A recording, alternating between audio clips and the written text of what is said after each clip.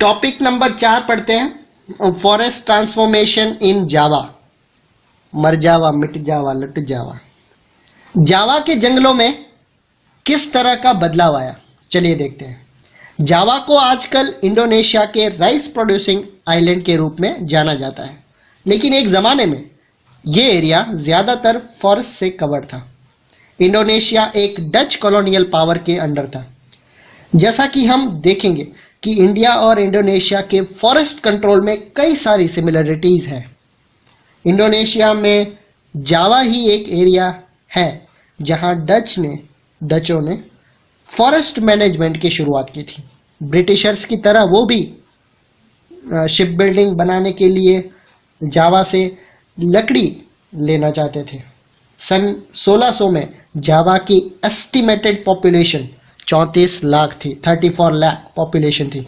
हालांकि fertile planes में ढेर सारे गांव थे, लेकिन पहाड़ों में भी शिफ्टिंग कल्टीवेशन करने वाली कई सारी कम्युनिटीज रहती थी। 4.1 the woodcutters of Java. Java के वुड कटर्स, लक्कड़हारे। ये किसी बर्ड के बारे में नहीं है, इंटरेस्टिंग है, आइए पढ़ते हैं। जावा में कलांग कम्युनिटी के लोग स्किल्ड फॉरेस्ट कटर्स और शिफ्टिंग कल्टीवेटर्स थे। उनका इंपॉर्टेंस इस बात से आका जाता था कि 1755 में जब जावा की माताराम किंगडम डिवाइड हुई तो 6000 कलांग परिवारों को दोनों स्टेट में बराबर से बांट दिया गया। उनके टैलेंट के बगैर टिक की कटाई कर राजाओं का महल बनाना बहुत ही मुश्किल था। डचों ने जब 18वीं सेंचुरी में फॉरेस्ट पर कंट्रोल करना शुरू किया, तब उन्होंने भी कोशिश की कि कलांग उनके लिए काम करें।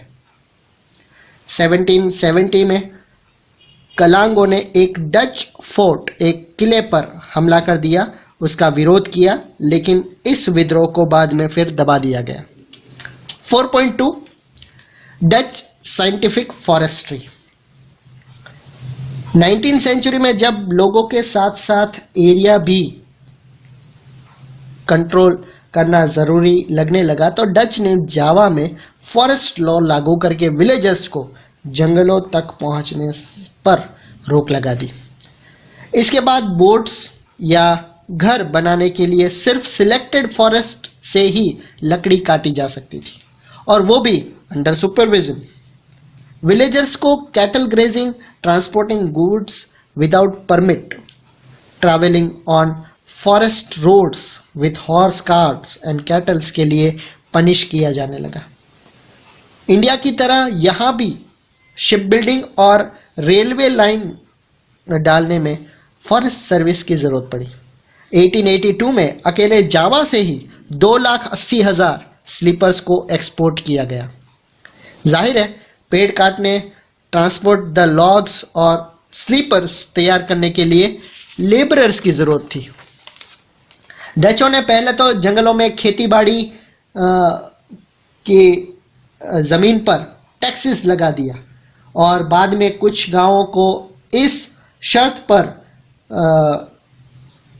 उससे मुफ्त में करा लिया कि वो सब पेड़ काटने और एक लकड़ी और ओक की जो लकड़ी होती है वो ट्रांसपोर्टेशन के लिए बफेलोज प्रोवाइड कराने का काम मुफ्त में करेंगे, फ्री में करेंगे।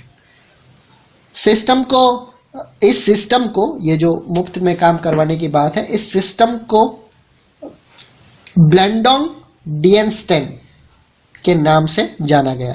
बाद में फॉरेस्ट विलेजर्स को टैक्स फ्री के बजाय थोड़ा बहुत वेजेस तो दिया जाने लगा, लेकिन फॉरेस्ट लैंड पर खेती बाड़ी करने के उनके राइट्स को बंद कर दिया गया, रिस्ट्रिक्ट कर दिया गया। सोर्स जी पढ़ते हैं। यूनाइटेड ईस्ट इंडिया कंपनी के एक ऑफिसर डक वॉन हॉजेनडॉर्फ ने कॉलोनियल जावा में कहा था, बटाविया के लोग चौंक पड़ो, आश्चर्य से सुनो, मुझे जो तुम्हें बताना है। हमारे फ्लीट्स, बेड़े खत्म हो चुके हैं, हमारा ट्रेड मुरझा चुका है, हमारा नेविगेशन खत्म हो चुका है।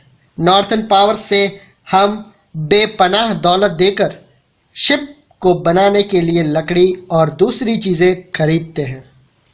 और जावा में हम war like and traders like groups को उनके रूट्स इस धरती में धसे हुए थे, वो छोड़ते हैं। हाँ, जावा के जंगलों में एक रिस्पेक्टेबल नेवी के निर्माण को बहुत ही कम टाइम में पॉसिबल करने के लिए इनफ टिम्बर है। साथ ही जितनी ज़रूरत हो उतने मर्चेंट शिप्स को बनाने के लिए भी इसके बावजूद जावा के जंगल उतने ही तेज़ी से उगते हैं जितनी तेज़ी से उन्हें काटा जाता है। अच्छी देखभाल और मैनेजमेंट के साथ ये सोर्स कभी भी खत्म नहीं होंगे। Dirk von Hosendorf, Peluso rich forest poor people 1992 में से ये लिया गया है। 4.3 समीन्स चैलेंज। समीन्स चैलेंज सन 1890 के आसपास टिक फॉरेस्ट में रांदू ब्लातुंग गांव के सुरोनतिको सामीन ने जंगलों पर स्टेट ओनरशिप पर सवाल खड़ा करना शुरू कर दिया। उसका मानना था कि हवा, पानी, ज़मीन और लकड़ी स्टेट की बनाई हुई नहीं है, उन पर उनका अधिकार बिल्कुल नहीं हो सकता। जल्द ही एक बहुत बड़ा आंदोलन, एक बहुत बड़ी मूवमेंट शुरू हो गई। इस मूवमेंट को ऑर्गेनाइज करने वालों में सेमिन्स का दामाद भी था।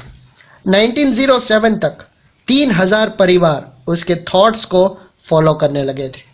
डच जब लैंड सर्वे करने आए तो कुछ सेमिन्स के समर्थकों ने अपनी ज़मीन पर लेटकर उसका विरोध कर दिया, जबकि दूसरों ने टैक्स या फाइन भरना या लेबर करने से बिल्कुल मना कर दिया।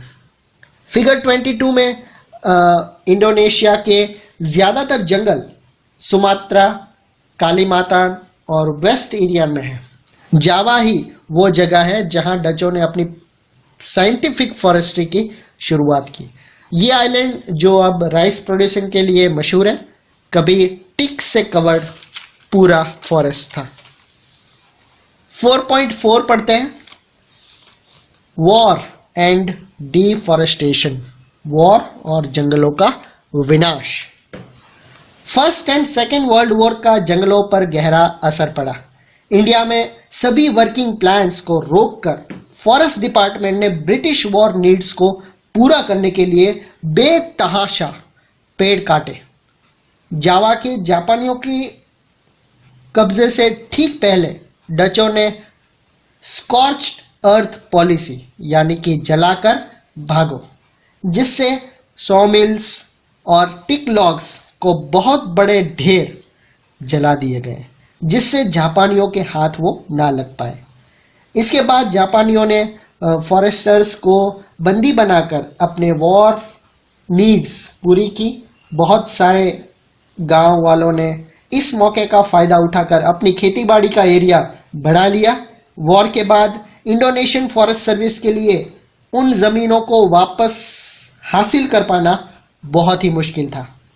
इंडिया की तरह यहाँ पर भी लोग और फॉरेस्ट डिपार्टमेंट के बीच टकराव पैदा हो गया। फिगर 23 में आप देख सकते हैं, Indian munitions board Sule pagoda पर जमा किए जहाज़ों में भेजने को तैयार वॉर टिम्बर स्लिपर्स 1917 में।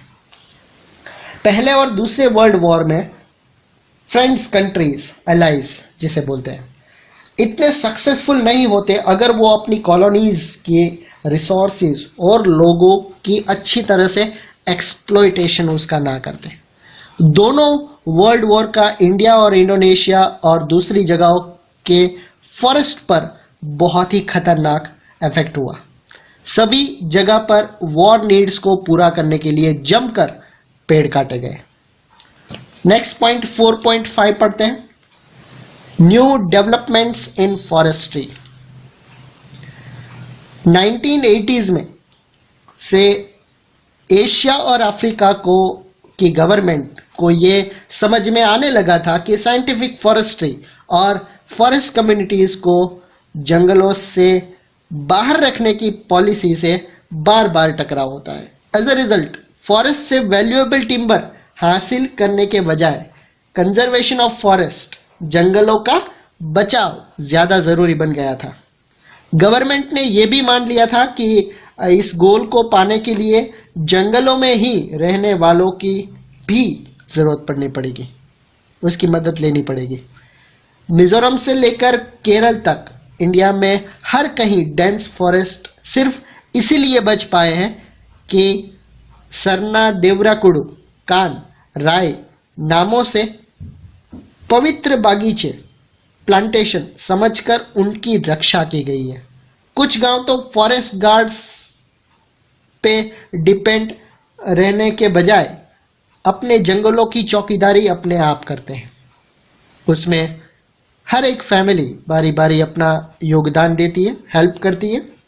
लोकल फॉरेस्ट कम्युनिटी और एनवायरमेंटलिस्ट अब फॉरेस्ट मैनेजमेंट के अलग अलग तरीके के बारे में सोचने लगे हैं। Thank you so much student.